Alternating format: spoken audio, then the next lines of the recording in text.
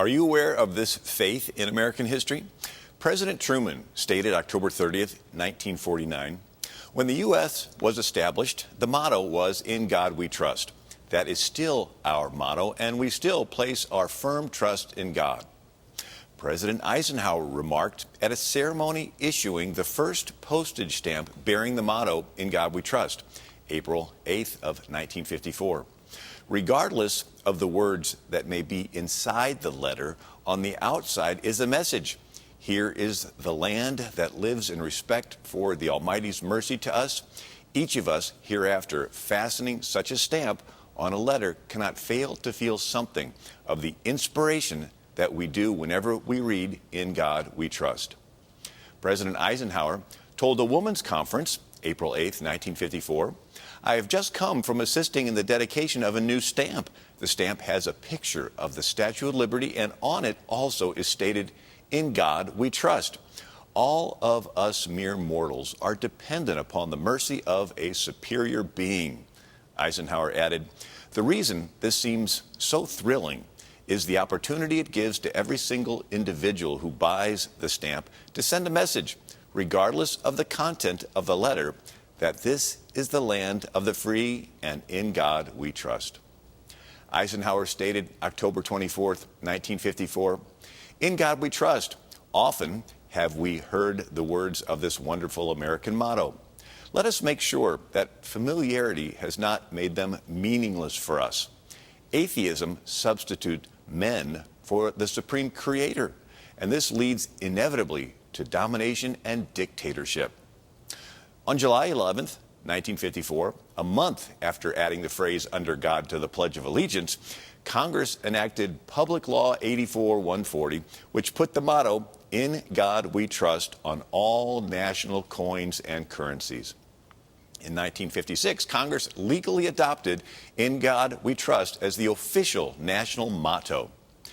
John F. Kennedy stated, February 9th, 1961, "The guiding principle of this nation has been, is now, and ever shall be, in God we trust."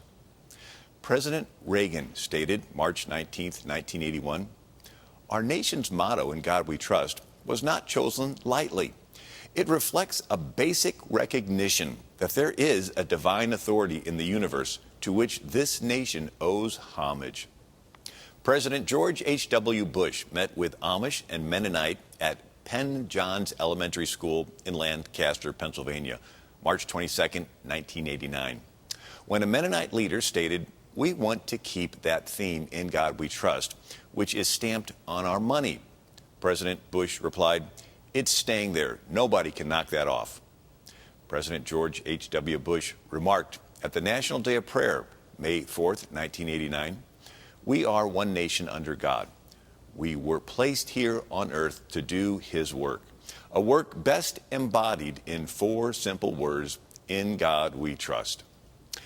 In 2003, a joint poll, USA Today, CNN, Gallup, reported that 90% of Americans support "In God we trust" being on U.S. coins.